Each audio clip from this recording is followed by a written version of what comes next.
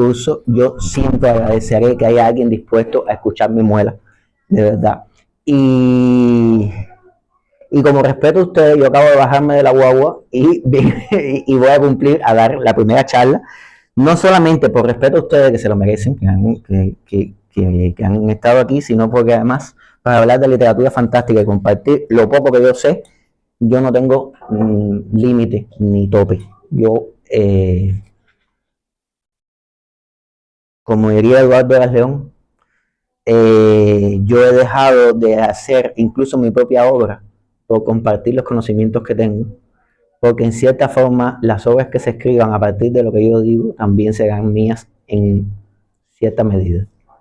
Así que en cierta manera esto es como una inversión en materia creativa. Entonces, bueno,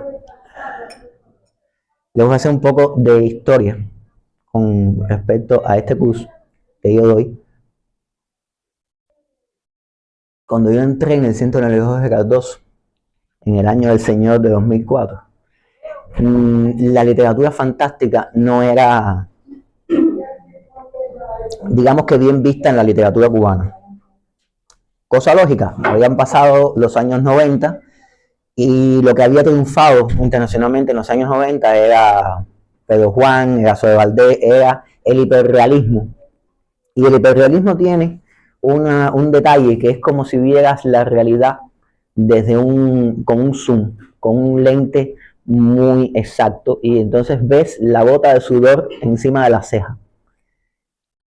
Y entonces los árboles te impiden ver el bosque. La literatura fantástica, que es el otro camino, el camino que yo decidí transitar, es como verlo todo desde arriba. Ver la sociedad demasiado desde lejos tal vez, no es exactamente objetivo. Quien quiera objetividad que salga a caminar. O sea, si vamos a hacer arte, vamos a verlo con otra visión. Y entonces yo lo que tengo es el campo ancho. Cada cosa, cada historia, cada cosa que yo hice, desde que empecé el Onelio hasta acá, ha sido adaptar todos los conocimientos que yo veía en la literatura realista, las adapté a la literatura fantástica. Y lo que van a escuchar ahora es el resultado de este descubrimiento. ¿Por dónde comenzar para hablar de literatura fantástica? ¿No? Es complicadísimo. Bueno, vamos a comenzar por lo que yo considero que es la base de todo. El limón. El limón. Sí, el nivel de realidad. El limón de realidad. El nivel de realidad. La primera pregunta que hay que hacerse, no sé, es hacernos la pregunta, no responderla, porque la idea mía no es que salgan locos de aquí ni babiándose. Es qué es la realidad. Definir realidad es muy difícil. Por lo tanto, vamos a llegar a un enfoque. Realidad es aquello que todos estamos de acuerdo en decir que es la realidad, por consenso. ¿Por qué? Porque yo puedo ver un detalle que ustedes no vean de lo real y tiene que ver con alguna deficiencia neurológica que yo tenga o alguna característica visual que me permita, por ejemplo, ver más colores que el resto. Y entonces yo puedo ver cosas que ustedes no ven, pero como yo soy un ser social, al final, eso que yo veo que ustedes no ven, yo no lo voy a compartir con ustedes y con el tiempo yo no lo voy a ver, porque la visión es un proceso mental y los procesos mentales humanos también son consensuados, son sociales. Por lo tanto, queda claro entonces que la realidad de una persona en la Edad Media no es la misma que la realidad de la modernidad. Por lo tanto, hay montones de realidades. Para yo decir esta es la realidad, tengo que estar atemperado al momento histórico, la época, al lugar, al folclore. No es lo mismo, no son lo mismo los chinos que los cubanos, que los norteamericanos. Es distinto. Y por eso es que algunos temas de la globalización, digamos que entran en corte con el resto de la gente, ¿no? La mitad de los debates en Facebook que encontramos pueden ocurrir porque los norteamericanos o los anglosajones quieren que la realidad tal y como ellos la ven, imponérsela a todo el mundo, y entonces surgen los debates y los roces y choques culturales. Porque, como se verá más adelante en este curso, no todos vemos, no todas las naciones, no todas las culturas enfocan la realidad del mismo modo.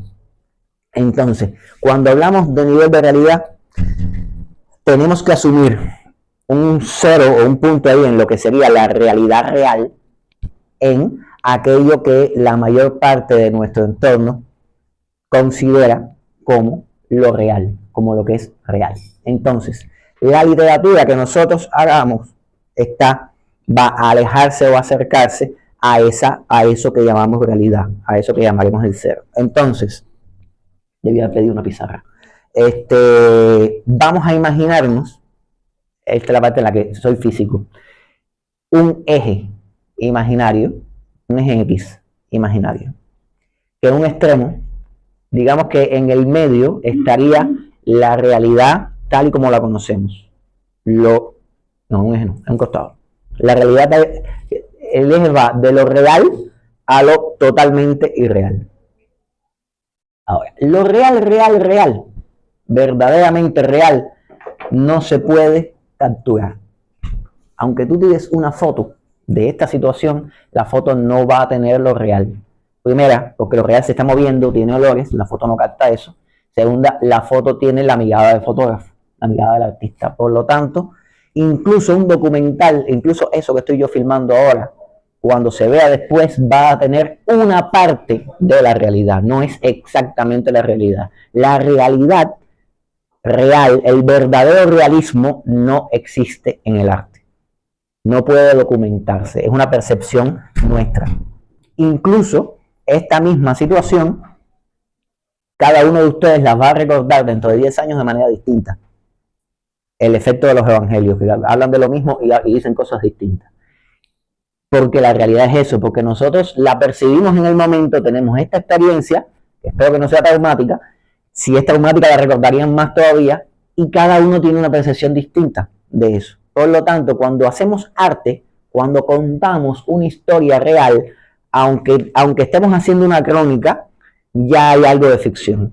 Ya estamos ficcionando, ya estamos poniendo algo de nosotros a esa realidad. Por lo tanto, en este eje imaginario está lo real y el arte empieza un poquitito más para acá, un poquitico más alejándose de lo real. Hay un intervalo pequeñito que nosotros no vamos a emplear, que sería la vivencia, el documental, el tomar la realidad tal cual es e intentar plasmarla y copiarla, lo que daría un periodista, o un cronista, o un youtuber. Vamos a hablar de la creación artística. Cuando comienza la creación artística ya eso se llama ficción. Por lo tanto, por muy real que sea la ficción, es decir, yo voy a hacer un cuento en el cual voy a narrar lo que me pasó en la secundaria cuando tuve mi primera novia.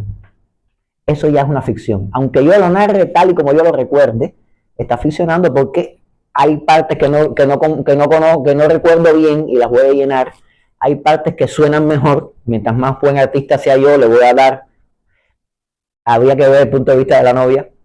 ¿Cuál sería? Que soy seguro que iba a ser completamente distinto. Y, como diría Bukowski, las partes en las que yo salgo mal no las voy a poner. Yo siempre voy a ser bárbaro en mi historia. Ese pequeño detalle que lo hace el cronista también, que lo hace el periodista, ese pequeño detalle lo vuelve la ficción ficción. La ficción no es realidad. Comparte escenario con la realidad. Ahora bien, está la crónica, bien, pero aparte de la crónica está la ficción. Cuando tú haces ficción, tú dices, voy a hacer una historia que nunca existió de un muchacho que va a pasar trabajo para ir a ver a otra persona y cuando llega la otra persona lo trata mal y ese muchacho se enoja y le cae a golpe y ocurre un hecho de sangre. Esa historia es verosímil, es real, la va a compartir en ese podría haber pasado, pero no pasó, está aquí. Eso es la ficción. Comparte realidad ¿tiene nivel de realidad real? Sí, tiene nivel de realidad real, pero es ficción. Por lo tanto, no tiene sentido hablar de realismo aquí. El enfoque que yo les comparto, realismo es otra cosa que se hablará más adelante. Es nivel de realidad real. ¿Qué pasa? Que mientras más me alejo, por ejemplo, cuando empiezo a escribir Mi historia quiero que sea en el siglo XVI. Yo no recuerdo el siglo XVI, yo no estaba vivo. Tengo que ayudarme de todo lo que se ha escrito del siglo XVI, de todas las estampas, de la percepción que tienen los historiadores y que tenemos ahora del siglo XVI. Por lo tanto, creamos una ficción en un universo que ya tiene otro nivel de realidad. Ya el siglo XVI para nosotros no es la realidad real. No es la realidad que nosotros percibimos y compartimos. Por lo tanto, lo primero que se aleja, sin ser literatura fantástica, de la realidad, de la ficción real, o como le llaman los teóricos ahora, ficción mimética, porque hace mímesis, hace una mímesis con la realidad, con lo real. Lo primero que se aleja de la ficción mimética es la ficción histórica. La novela histórica ya tiene un divorcio de nivel de realidad con esa cosa rara que nosotros llamamos realidad. Entonces, ¿es la ficción histórica fantástico? No, porque sigue describiendo algo que tanto el lector como el escritor consideran lo real. Consideran lo real. Realmente está haciendo una mimesis. Incluso, si ahora todos nos leemos La Guerra y la Paz, que sé que muchos no se lo han leído, si nos leemos La Guerra y la Paz, nos daremos cuenta de que esa realidad que para Tolstoy era real, para nosotros ya no lo es. Las guerras napoleónicas ya para nosotros son completamente diferentes. Por lo tanto, ahí hay otro divorcio más. Tolstoy estaba escribiendo ficción mimética. Nosotros estamos leyendo ficción histórica. Hay un cambio ahí. Sigue siendo el nivel de realidad real. ¿Dónde comienza el cambio de nivel, la literatura fantástica? Bueno, como lo dice el nombre, cuando aparece un fantasma. Es decir, al primero que se le ocurrió esto, y ojo, vamos a hacer una aclaración importantísima aquí, porque a los chicos de la ciencia ficción y la fantasía les encanta anotarse a los dioses griegos y a los dragones medievales como si fueran inventos de ellos, y no es así. Beowulf era real para los que lo escribieron. El man se fajaba con dragones. Gilgamesh se fajaba con los dioses, se fajaba con los toros gigantescos y todo eso, y eso para ellos era real. ¿Era mimético? Bueno, no estaban claros las ideas de cómo era la realidad, pero creo que para un babilonio de la época de Gilgamesh, que por mi cálculo es siglo 6 antes de Cristo, bro. 6 siglos antes de Cristo, o sea, año 600 y pico, menos 600 y pico. Se dan cuenta que yo soy incapaz, ninguno de nosotros puede imaginar el nivel, lo que sería la realidad para ellos. Para ellos, la realidad es, el enfoque de lo real era completamente distinto. Por lo tanto, desde todos estos siglos de distancia, lo único que yo puedo decir es que para él era mimético, porque yo no sé cuál era la turca, cuál era la guayaba, cuál era la exageración fantástica que él cometía y cuál era realmente la que se estaba creyendo. Por lo tanto, para mí, todo eso es mimético, o al menos no es fantástica. ¿Cuándo empieza lo fantástico? Siglo XIX. Siglo XIX pasan muchas cosas que veremos en la siguiente charla. Lo importante es que hay una irrupción del fantasma, de lo nuevo. Los teóricos modernos le llaman a esto, ya no le llaman fantasma, le llaman el novum, porque puede ser que aparece una nave extraterrestre y te lleva. Puede ser que se abre un portal interdimensional y vas a un mundo de fantasía. Puede ser lo que tú quieras, pero la narrativa cambió. Esa estructura. Empiezo en la realidad real. Rompo la realidad real brutalmente. Aparece una historia fantástica, o sea, que se deriva del fantasma que apareció. Y al final vuelvo al inicio, pero cambiado. Esa estructura es la estructura del fantástico latinoamericano, es la estructura de la fantasía heroica inicial, es la estructura de casi todo el fantástico es así. No. Vamos al level 2, vamos a alejarnos ya radicalmente, vamos a radicalizarnos y entrar en el meollo de la literatura fantástica. Comienzo de novela. La noche antes de la partida a Arrakis, una vieja bruja fue a ver a mi madre. Ese es el principio de Dune. Jamás lo olvidaré. ¿Por qué? Porque desde la primera oración te queda claro que tú vas que la familia se está mudando a un lugar que se llama Arrakis, que no está en mi mapa. Y después me entero que es un planeta. Y que no contentos con que estamos hablando de ciencia ficción, quien aparece ahora mi madre fue una bruja, fue una vieja bruja. Ya eso te deja dos cosas. Te deja la intriga de seguir leyendo, que es una cosa que tiene la ciencia ficción y la fantasía, que te engancha, tiene un elemento de mercadotecnia, odio decir marketing, tiene un elemento de mercadotecnia fundamental, que es que te engancha, tiene un gancho inicial maravilloso y al mismo tiempo viola el nivel de realidad real desde la primera oración. O sea, las reglas aquí son otras. Si no te gusta, vete a leer a Padura. Así, radicalmente. Esta historia va de otra cosa. Siempre me entran escalofríos ante una bajada de combate. El médico de la nave dice que es normal, que es como la tensión de los caballos antes de salir. Te queda claro desde el principio que estás en una nave espacial, que es una nave espacial militar, y que los tipos hacen algo que se llama bajada de combate. Que después te das cuenta de que es algo tan loco como tirarse con una armadura desde la alta atmósfera. 1959, Tropas del Espacio, y es la primera historia en la que aparece un mecha, un Mobile Suit, antes de los japoneses. Los japoneses la copiaron de esta obra. Lo siento. La ciencia ficción norteamericana sigue siendo la primera en un montón de cosas, nos guste o no nos guste.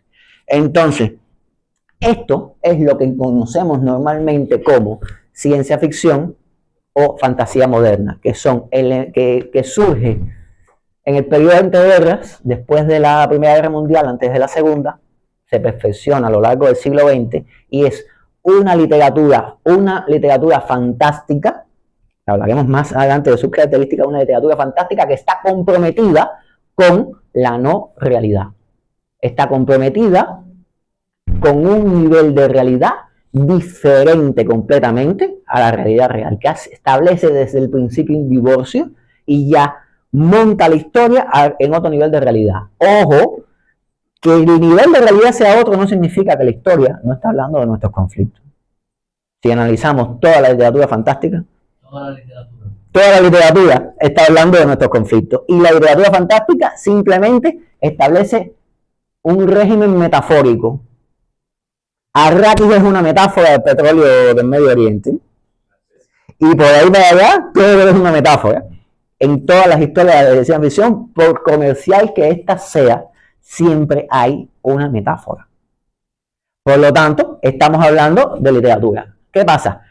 ¿Nos contentamos con este tipo de literatura? No, la mente humana es más compleja que eso. Y llega la literatura del absurdo. Es decir, arrancamos la historia a un nivel de realidad irreal, pero no hay normas. Y ahora vamos a hablar de las normas, las herramientas de verosimilitud. Es decir, si yo les voy a contar el viaje que he tenido, les tengo que contar que había apagón en el tercer conejito, que es una herramienta de verosimilitud, ya ustedes ya saben, dicen, ya, no está metiendo mentira, porque si yo les digo que la cerveza estaba barata y que había luz, ya ustedes no me creen. O me pueden creer porque soy yo, pero no se sienten identificados.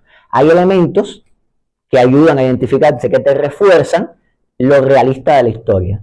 La literatura fantástica hace exactamente lo mismo, pero ¿qué hace? Que usa la ciencia, usa el elemento científico. Si estoy en el espacio, yo tengo que mostrarte que estamos verdaderamente en el espacio y no en el espacio de Aelita, donde tú abrías la puerta de la nave para que se refrescara la nave adentro y donde todo el espacio era luminoso.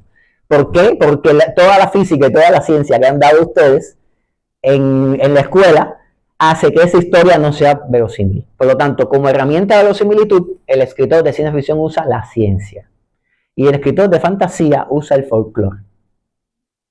¿Por qué J.K. Rowling gusta tanto? ¿Por qué Harry Potter gusta tanto? Además de que las novelas de Beca valen muchísimo. Las novelas de pandilla y las novelas de Beca valen, y Harry Potter es una historia de Beca y de pandilla juntas. Pero rompiendo narrativamente, Harry Potter es interesante de analizar porque desde que empieza aparece Dumbledore en el lugar y empieza a apagar las luces. O sea, arrancamos, Harry Potter arranca con tío Vernon, que tiene un día normal y ve cosas raras, y te empieza a sembrar cosas raras, y después por la noche Está el gato que es McDonald's, el gato se transforma en la bruja y aparece el otro brujo y apaga todas las luces y llega alguien en una moto voladora. O sea, esto va de brujo, caballero, desde el principio. Ahora bien, si tú editas el primer capítulo de Harry Potter y arrancas por el segundo capítulo, es la historia real de un niño que está siendo abusado por su familia y en determinado momento aparece un Logan que saca esta Hogwarts y entra a un mundo fantástico que lo cambia y regresa a casa de sus padres cambiado. Es la estructura del fantástico clásica del primer libro de Harry Potter. Pero al mismo tiempo, J.K. Rowling te dice, sí, pero eso está muy bonito, eso es para mostrarte que yo sé de lo que estoy hablando, pero hay un primer capítulo donde yo desde el principio te hablo de que esta cosa va de brujos porque estoy comprometida con esta creación de universo mágico tradicional. Ahora, ¿dónde está la herramienta de verosimilitud de Harry Potter? En lo tradicional, y eso le funciona más a los anglosajones que a nosotros.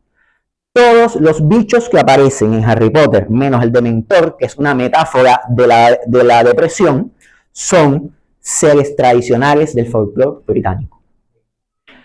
Todas las aproximaciones a los brujos y a los duendes y a cómo funciona la magia es la magia tradicional británica. A los alemanes les cuesta trabajo entenderla, nosotros, pues, nuestros conceptos de brujería son diferentes. Los libros anexos a la saga, está la saga y tiene un libro anexo que es el monstruoso libro de los monstruos, es un bestiario by the book, es un bestiario perfecto del folclore británico. ¿Y qué logró J.K. Rowling con eso? No solamente que la gente la leyera y se volviese millonaria, me parece dos buenos objetivos, pero también logró que la gente se conectara con la cultura británica. La cultura británica estaba olvidada. El folclore británico estaba siendo desplazado por los caballeros medievales de los Nibelungos y por la cultura chatarra norteamericana. Ahí es cuando hace el otro libro anexo, o sea, son dos libros anexos, el cuento de Tigre del Bardo, que cuenta toda esa parte. Que es puro folclore británico al mismo tiempo. Y además hizo que todas las personas en todas las escuelas del mundo querían vestirse como las escuelas tradicionales inglesas, porque las túnicas se usaban en todos los colegios británicos y los británicos estaban eliminando la túnica porque todos los muchachos querían lucir como como norteamericanos. O sea, querían vestirse más modernamente. Es decir, fue un rescate, o sea, la función fue doble, volverse millonario y hacer un rescate cultural. No hay divorcio ahí. Hacer una historia que es bestseller, que se vende en el mundo, pero puso a todo el mundo a leer la cultura británica que estaba siendo desplazada por otras culturas. Y estamos hablando de la británica que son los que ganaron todas las guerras.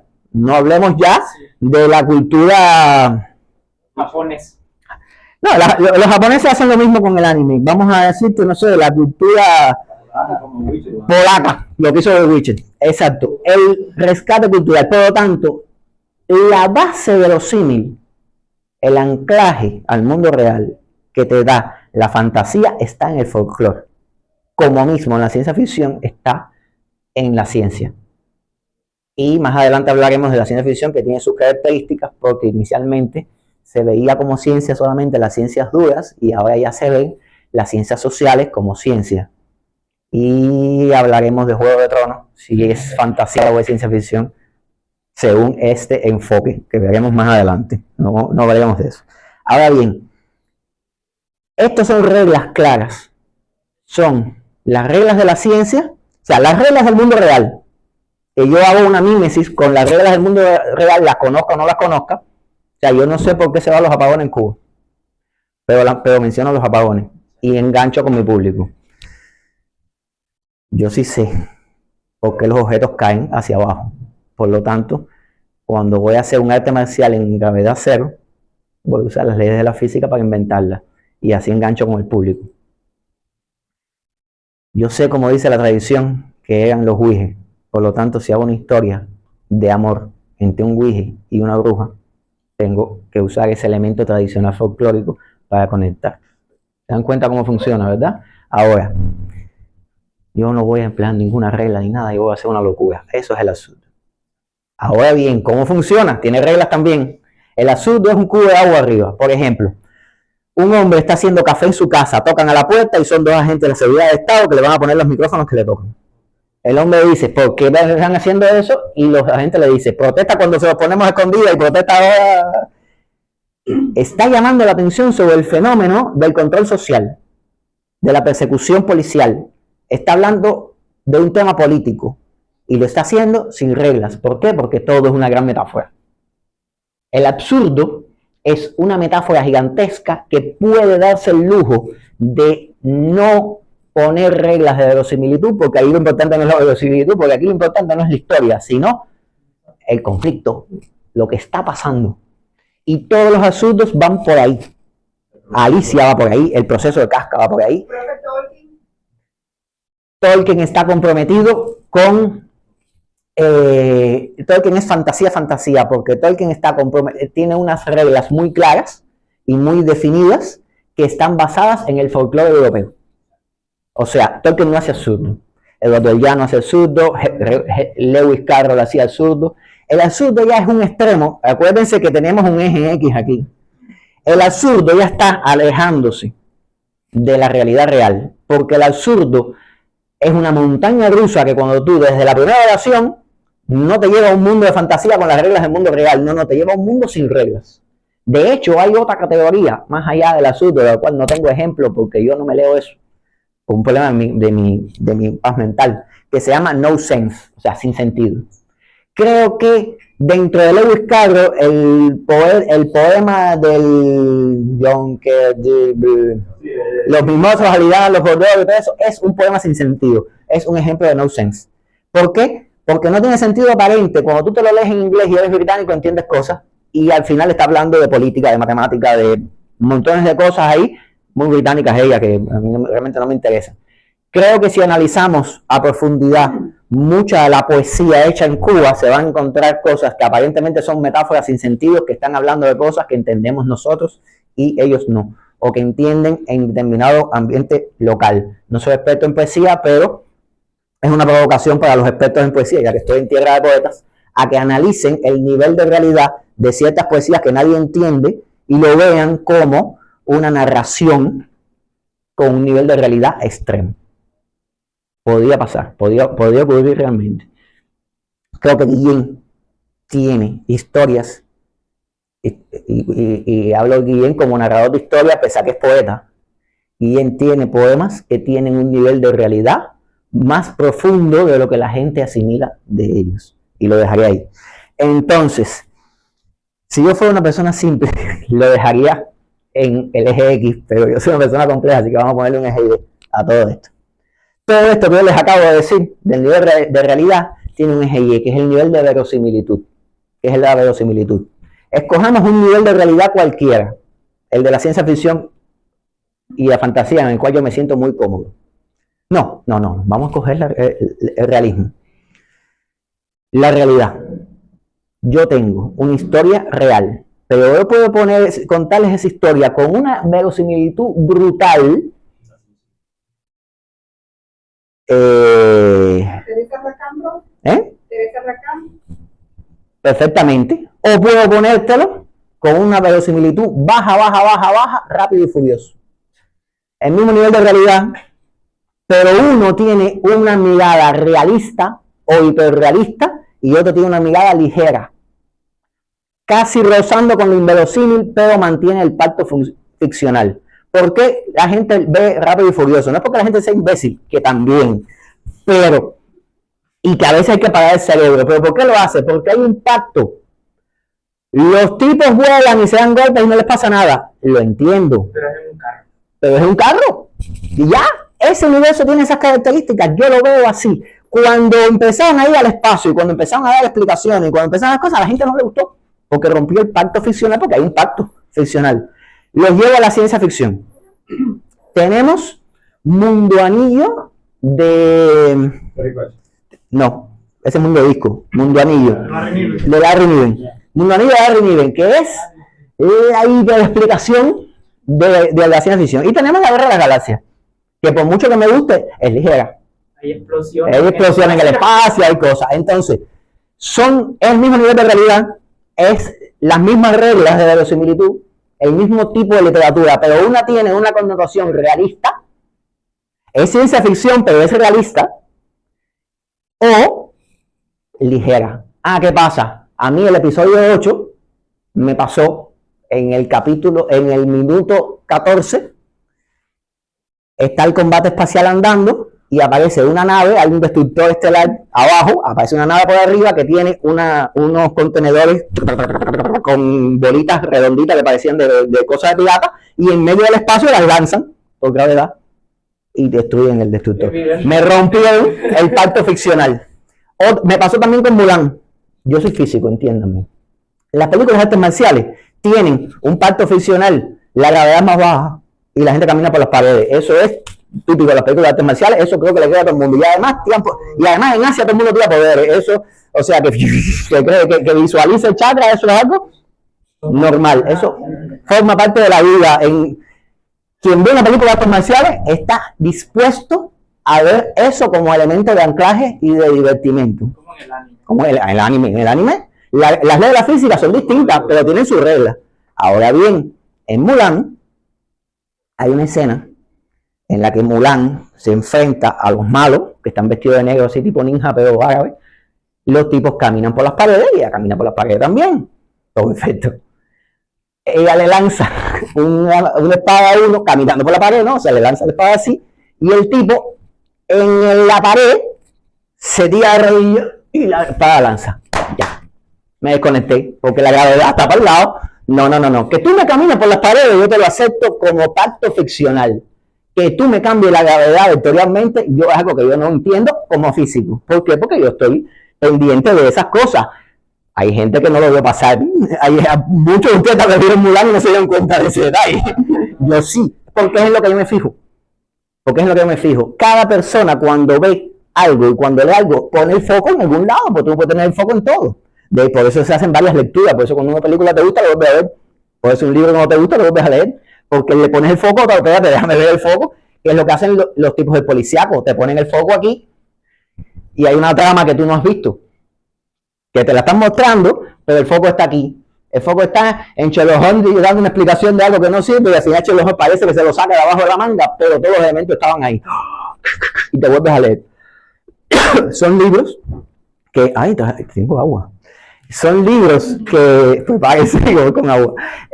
Son libros que están pensados para leerse 2 veces, porque juegan con esa debilidad humana de no poderse focalizar en varias cosas a la vez.